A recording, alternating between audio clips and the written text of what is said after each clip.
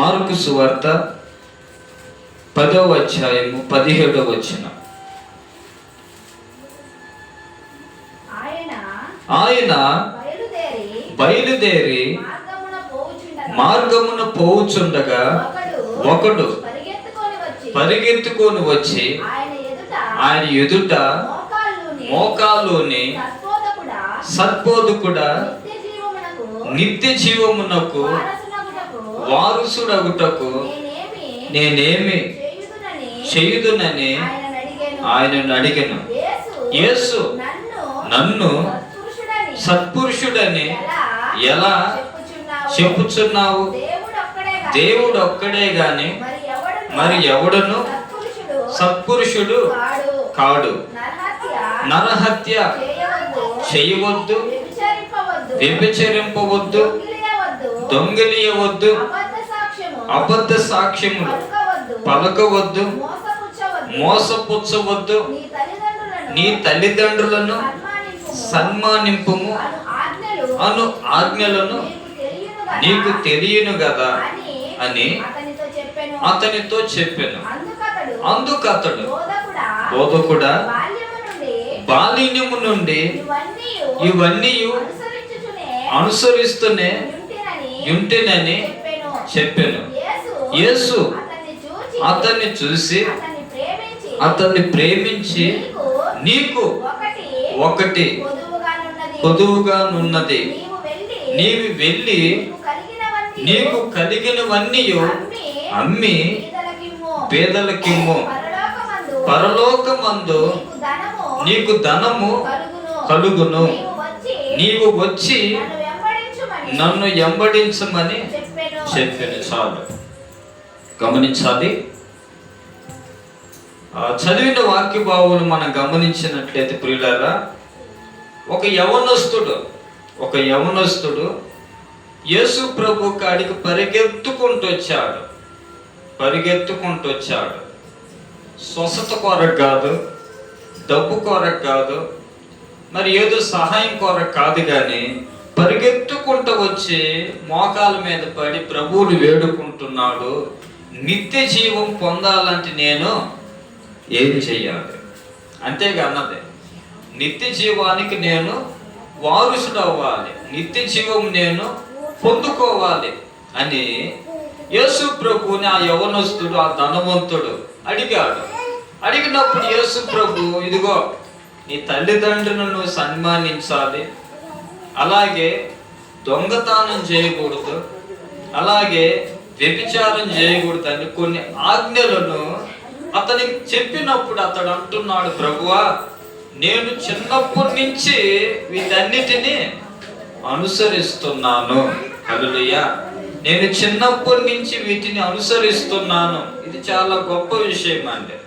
ఎందుకంటే చిన్నప్పటి నుంచి తనకై తను అనుసరించడము ఎవరి వల్ల కాదు, ఎవరో ఒకరు నేర్పిస్తే తప్ప, తల్లిదండ్రులు నేర్పిస్తే తప్ప చిన్నప్పటి నుంచి ఎవరైనా నేర్చుకోగలుగుతాడు. అప్పుడు యేసయ్య అంటున్నాడు, అతన్ని ప్రేమించాడంట.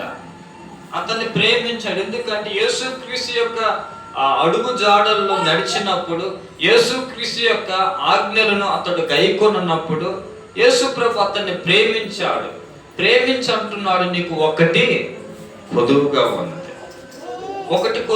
ఉన్నది. ఏంటా కొదువు అంటే, నీ ఆస్తి నమ్మి పేదలకు పంచిపెట్టు, వచ్చి నువ్వు నన్ను వెంబడించు. అయితే నా ప్రియులారా, ఇక్కడ ఈ వ్యక్తి కోరుకున్నది ఏంటో తెలుసా? నిత్య జీవము కోరుకున్నాడు. మనుషులు ఏం కోరుకుంటారంటే, ఈ లోకంలో చాలా కోరుకుంటారు. ధనాన్ని కోరుకుంటారు, డబ్బును కోరుకుంటారు, అందాన్ని కోరుకుంటారు, బిల్డింగ్ను కోరుకుంటారు, ఆస్తిని కోరుకుంటారు, చక్కటి భార్యను కోరుకుంటారు, చక్కని భర్తను కోరుకుంటారు, చక్కని పిల్లలను కోరుకుంటారు, భూములు కోరుకుంటారు. అయితే ఇక్కడ ఈ వ్యక్తి చూస్తే ఏం కోరుకుంటున్నాడంటే నిత్య జీవాన్ని కోరుకుంటున్నాడు. హల్లెలూయా. ఇది గొప్ప విషయం, అంటే ఇది మంచి ఆలోచన.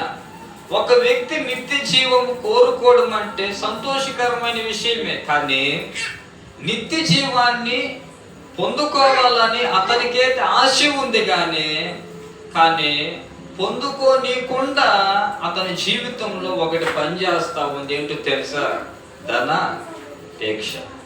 అతడు మిక్కిలి ఆస్తి గలవాడంట.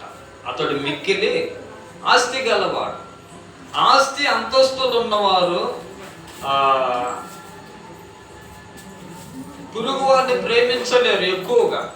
ఆస్తి అంతస్తులు ఉన్నవారు దేవుడి సన్నిధికి సరిగా రాలేరు.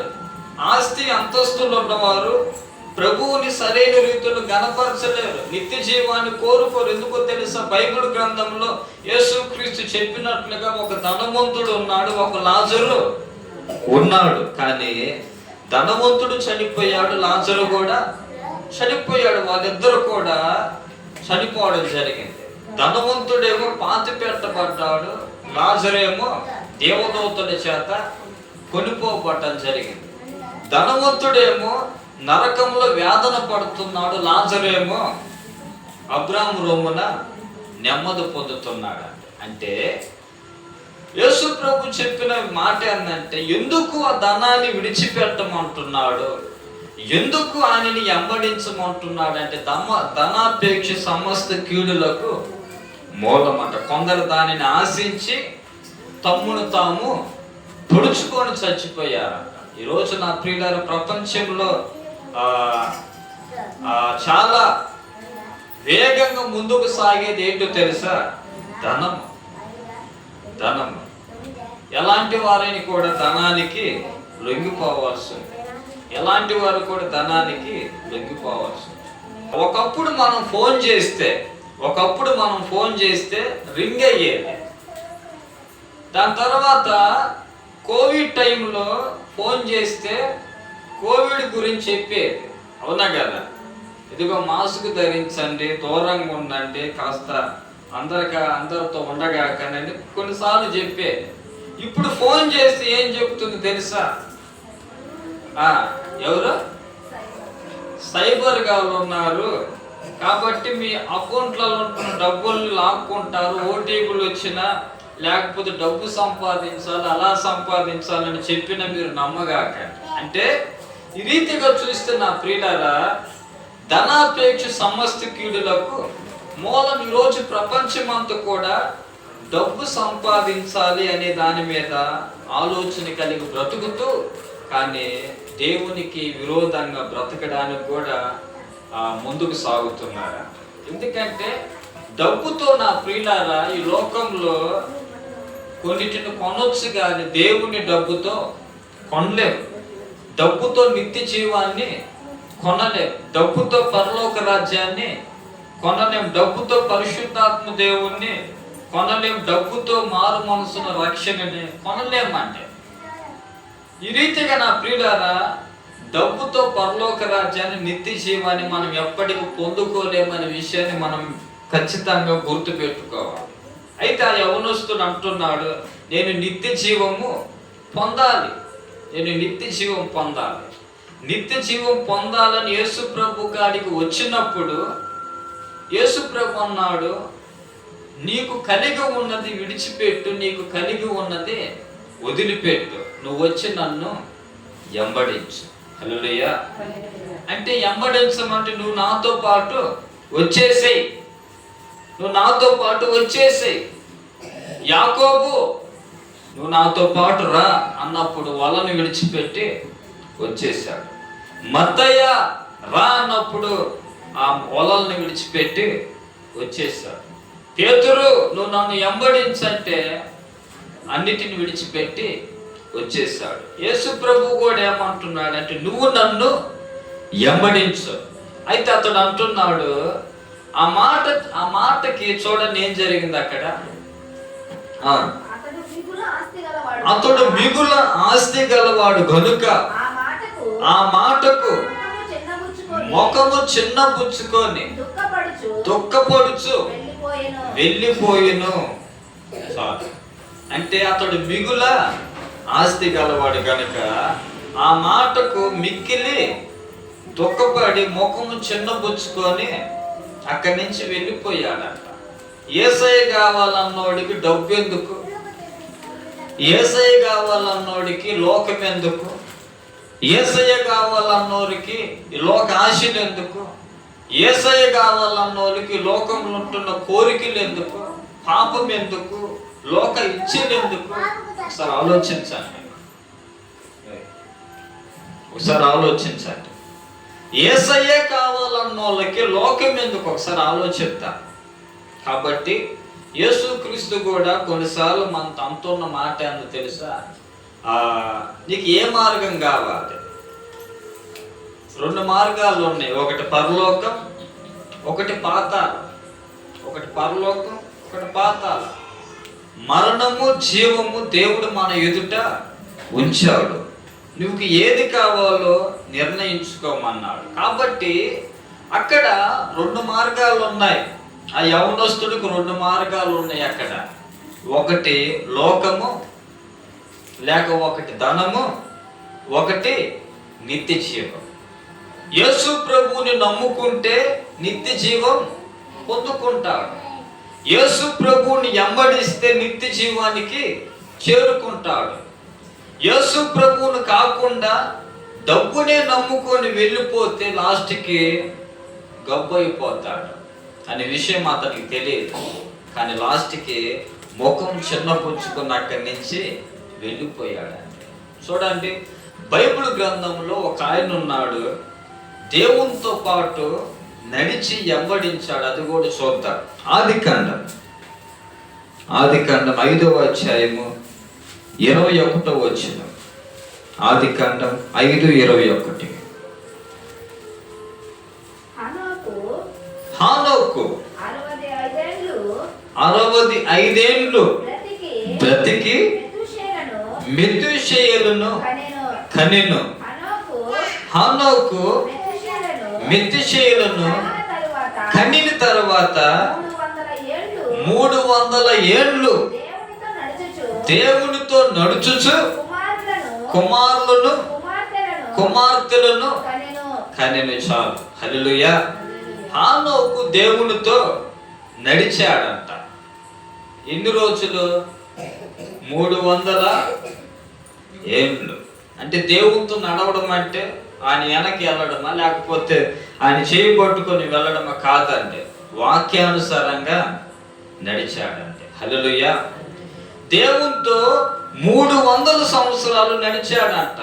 మీరు అనుకోవచ్చు, అదేంటి మనిషి 60-70 సంవత్సరాల కంటే బ్రతకడు కదా, ఇదేంటి 300 సంవత్సరాలు బ్రతకడం ఏంటంటే అది కూడా చెప్తా వినండి. మొట్టమొదటిగా మానవుడికి దేవుడు ఇచ్చింది 1000 సంవత్సరాలు. ఎన్ని సంవత్సరాలు? 1000 సంవత్సరాలు. అయితే ఆదాము కావచ్చు, ఆదాము తర్వాత మెతూషేలు కావచ్చు, వీళ్ళందరూ కూడా 900 దాటారు. 900 దాటారు. అయితే దాని తర్వాత ఒక్కొక్కరుగా దేవునికి దూరంగా జీవిస్తూ, ప్రార్థన జీవితాన్ని మానుకుంటూ, వాక్యాన్ని మానుకుంటూ, దేవుని సన్నిధిని మానుకుంటూ, లోకములు పడి, పాపములు పడి, వారు చేస్తున్న పాపములు శాపముగా మారి పిల్లల మీదకి వచ్చి వాళ్ళ ఆయుష్ని తగ్గించాయంట. లాస్ట్కి మోషే ఇంతకాలం బ్రతికాడు? 120. మోషే కానించి ఇంకా తగ్గకుండా వచ్చేసిందంట. ఇప్పుడు లాస్ట్కి మనిషి ఎన్ని రోజులు బ్రతుకుతున్నాడు కూడా తెలియదండి. రేపేమో సంభవించుని నీకు తెలియదు గనక అని వాక్యం సెలవిస్తుంది. అంటే మనిషికి గ్యారంటీ లేదండి. రేపేం జరుగుతుందో కూడా తెలియదు. ఈరోజు మనం ఎంతకాలం బ్రతుకుతామో కూడా తెలియదు. 50 సంవత్సరాలు బ్రతుకుతాము, 60 బ్రతుకుతాము, 70 బ్రతుకుతాము, 80 సంవత్సరాలు బ్రతుకుతాము తెలియదు. కానీ ఒక విషయాన్ని మనం గుర్తుపెట్టుకుంటే, హానోకు 300 సంవత్సరాలు దేవునితో నడుచుచు ఆత్మీయంగా ముందుకు సాగాడు. కనుక నా ప్రియులారా, మన సంగతి ఏంటి? యేసు ప్రభు ఏమంటున్నాడంటే, నువ్వు నన్ను వెంబడించు. ఈరోజు నా ప్రియులారా, మనం గమనించాల్సిన విషయం ఏంటంటే మనమందరం కూడా ప్రయాణికులం. మనమందరము ప్రయాణికులము. ఎక్కడికి? పరలోక రాజ్యానికి, నిత్య జీవానికి ప్రయాణికులం. ఈ ప్రయాణాలలో కొన్ని కష్టాలు, కొన్ని బాధలు, కొన్ని ఇరుకు ఇబ్బందులు అన్నీ ఎదురవుతాయి. అయినా సరే మనము సహించాలి, అయినా సరే మనము భరించాలంటే. ఎందుకంటే మన ముందు ఒక నిరీక్షణ ఉంది, మన ముందు ఒక నిత్య జీవము ఉంది. కాబట్టి మనమందరం కూడా యేసయ్య బిడ్డలుగా ముందుకు సాగుతూ ఆయనతో పాటు నడుస్తూ ముందుకు సాగాలి. అయితే పరలోక రాజ్యానికి యేసయ్యే మార్గం, పరలోక రాజ్యానికి యేసయ్యే మార్గం. కాబట్టి ఆయన ద్వారా తప్ప పరలోక రాజ్యానికి చేరేవాడు ఎవరు కూడా లేరు. కాబట్టి ఆయనే పరలోక రాజ్యానికి మార్గం ప్రియులారా. కనుక ఈ యవనస్తుడైన ధనవంతుడు యేసు ప్రభు కాడికి వచ్చి, ప్రభా నేను నిత్య జీవముకు వారసుడు అవ్వాలి. ఎంత సింపుల్గా చెప్పాడు.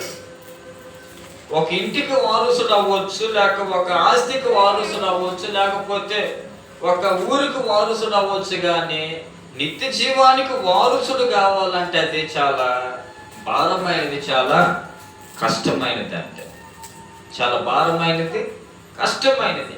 అయితే మనం సులభంగా వెళ్ళాలి అంటే మనం ఏం చేయాలి? యేసుక్రీస్తుని నమ్ముకోవాలంటే ప్రార్థన చెయ్యాలి, వాక్యం చదవాలి, ప్రభు సన్నిధికి రావాలి. అంటున్నాడు ఆయన, నీ ఆస్తి నమ్మి పేదలకి పంచిపెట్టు, నువ్వు వచ్చి నన్ను ఎంబడించు. ఈ లోకంలో నా ప్రియులారా, ఒక చిన్న ఆస్తిని, ఒక చిన్న వస్తువుని పోగొట్టుకోవడానికి మనము తపన పడతా ఉంటాం. చెవుకున్న ఒక కమ్మ పోయిందనుకో, మన బాధ కాదంట. అయ్యో బంగారం పోయింది, అయ్యో కమ్మ పోయింది. ఒక వస్తువు పోయిందనుకో, ఒక సెల్ ఫోన్ పోయిందనుకో, చాలా బాధపడుతూ చాలా టెన్షన్ పడతా ఉంటా. కానీ నా ప్రియులారా, అన్నిటికంటే విలువైనది ఏంటో తెలుసా? దేవుడు, దేవుని రాజ్యం అంటే. ఆమేన్.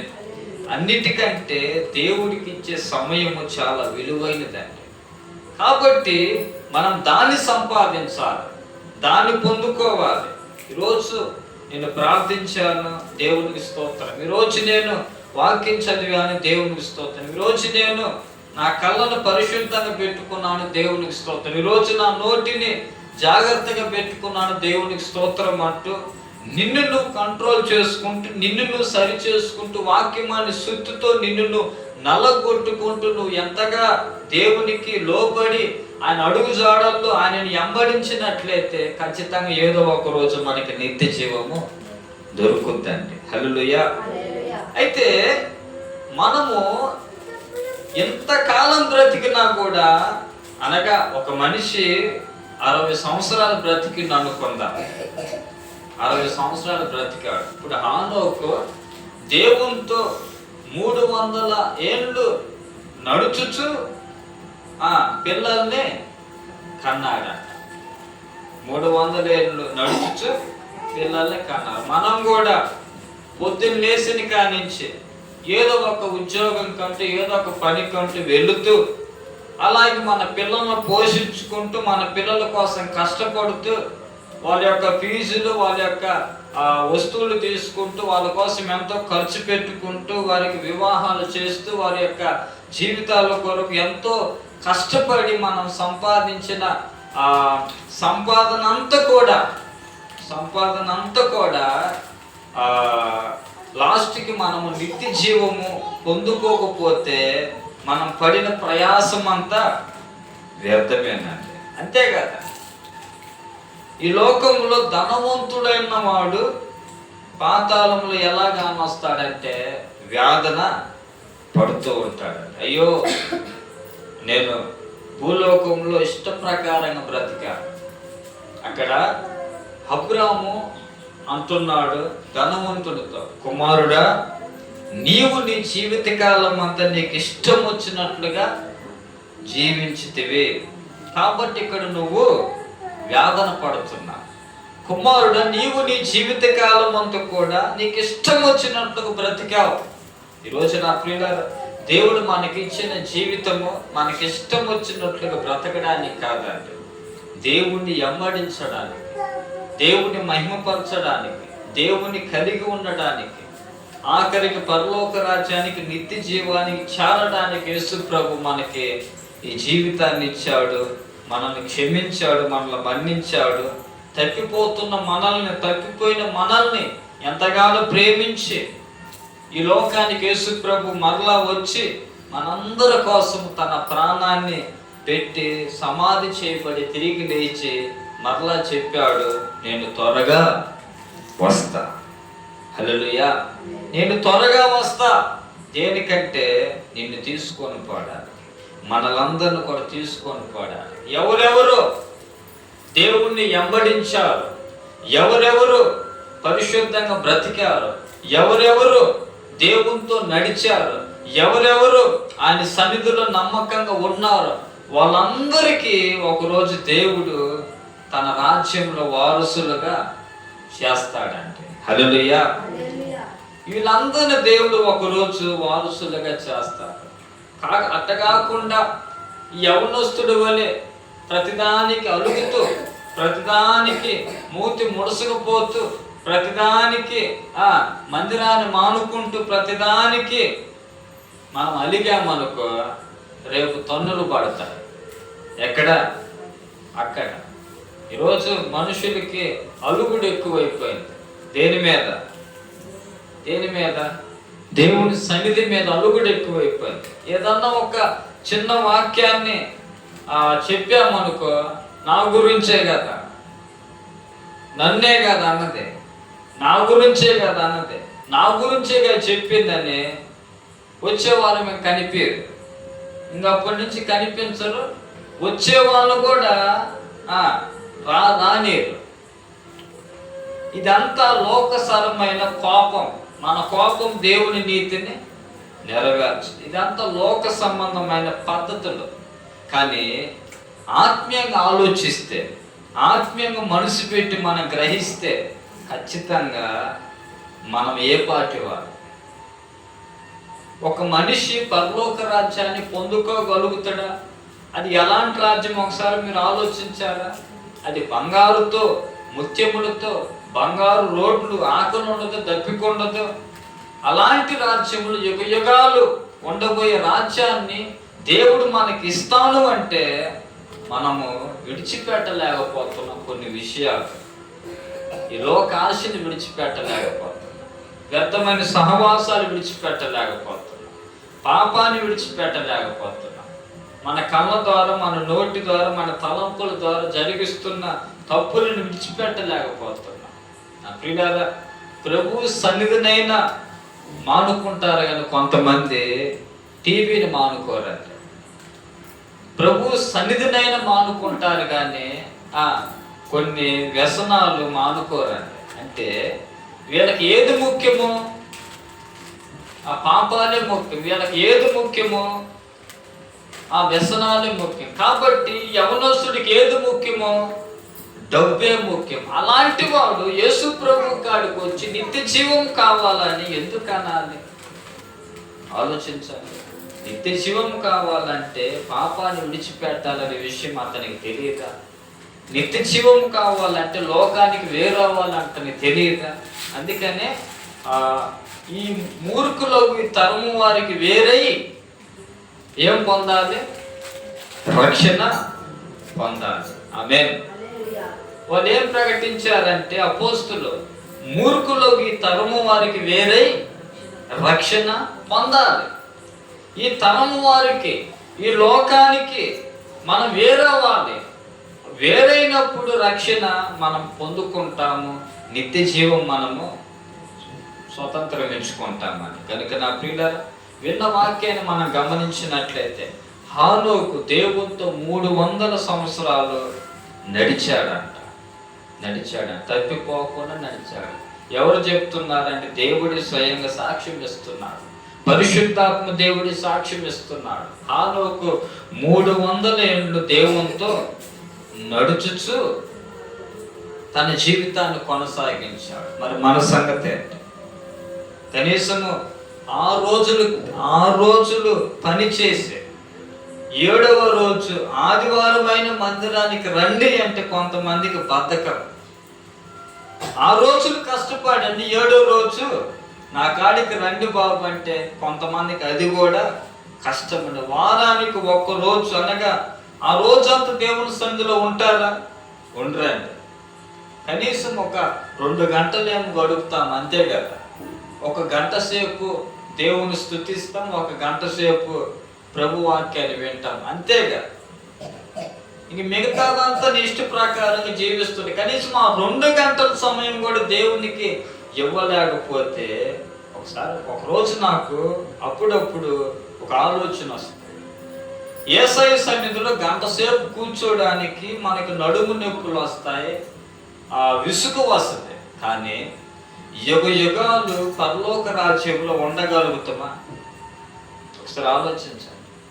చిన్నపిల్లలు ఇంట్లో ఉండి ఉండి ఉండి ఉండి ఒకసారి హాస్టల్కి పోయారు అనుకో, ఒక 10 రోజులు ఉన్నారనుకో, ఒక నెల రోజులు ఉన్నారనుకో, అయ్యో నేను వచ్చి ఎన్ని రోజులైంది, ఒక్కసారి నేను ఇంటికి వెళ్ళి రావాలంటే వారికి ఏమనిపిస్తుంది? చాలా రోజులైంది అనిపిస్తూ ఉంది.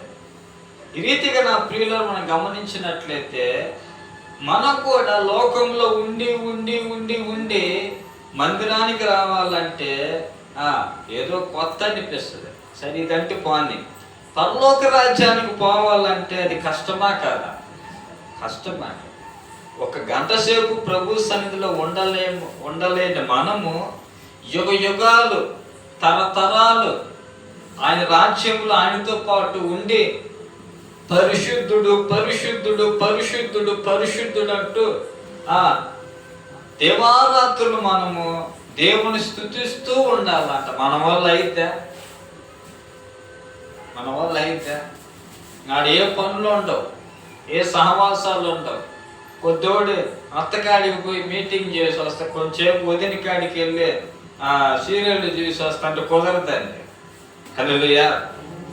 యుగాలు ఆయన కాడుండి పరిశుద్ధుడు పరిశుద్ధుడు పరిశుద్ధుడని దేవుని స్తుతిస్తూ ఉండాలి. నిజమే నా ప్రియులారా. ఈ లోకంలో ఏది పొందుకోవాలన్నా దాని వెనుక ప్రయాసం ఉంటుంది, అంతే కదా. ఏది పొందుకోవాలన్నా ఏది కలిగి ఉండాలన్నా ఊరకే రాదండి, దాని వెనుక ఒక ప్రయాసం ఉంటుంది. రేపు మనకి నిత్య జీవం పొందుకోవాలన్న ప్రయాసం ఉంది. ఏంటో తెలుసా? బ్రతికున్నంత కాలం దేవుని అడుగు జాడల్లో మనం నడవాలండి. ఆమేన్. యేసయ్య మనకు మాదిరి ఉంచిపోయాడు కాబట్టి ఆ మాదిరిలో, ఆ మార్గంలో, ఆ త్రోవలో మనం నడుచుకుంటూ పోతేనే మన గమ్యానికి చేరగలుగుతాం. కనుక మరి మనం అందరం కూడా గమనించి ఇక మీద నుంచి మనం ఎలా బ్రతకాలంటే దేవుడిని వెంబడించాలి, అలాగే దేవునితో నడవాలి.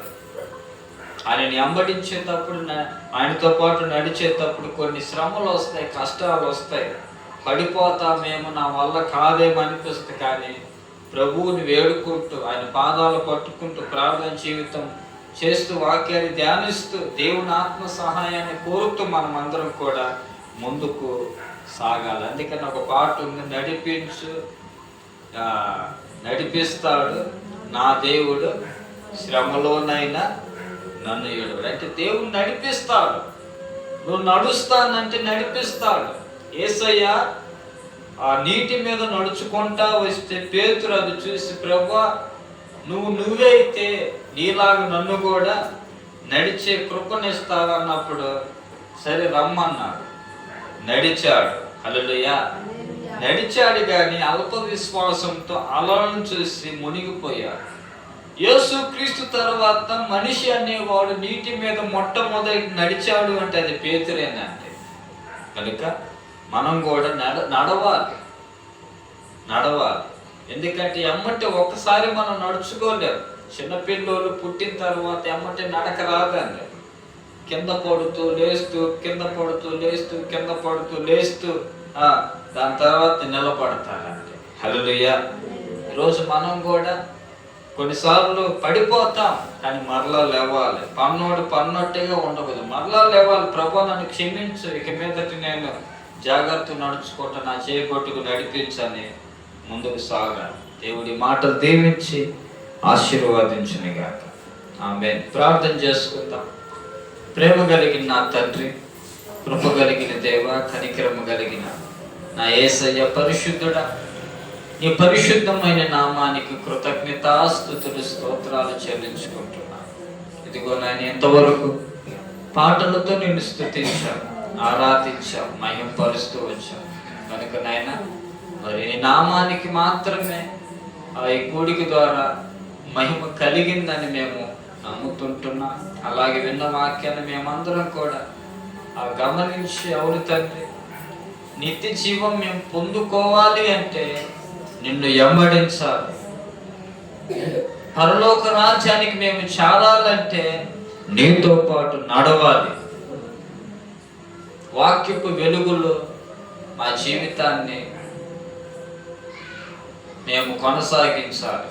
కనుక మరి నీ వాక్యం ద్వారా మాతో మాట్లాడినందుకు స్తోత్రాలు చెల్లించుకుంటూ, బలహీనులైన వారిని బలపరచు, పడిపోతున్న వారిని నిలబెట్టు, కృంగిపోతున్న వారిని లేవనెత్తి నీ ఆత్మతో అభిషేకించి వారు చేయబట్టుకొని, ఇదిగో నాయన నీ మార్గంలో నడుచులాగిన బిడ్డలకు సహాయం చేయమని కోరుకుంటున్నాను. కూడి వచ్చిన బిడ్డలందరూ నీ చేతికి అప్పచెప్పుకుంటూ మహిమ ఘనత ప్రభావాలు చెల్లిస్తే ప్రార్థన యేసు క్రీస్తు నామంలో ప్రార్థించి అడిగి వేడుకుంటున్నాం తండ్రి. ఆమేన్. ఆమేన్. అందరికీ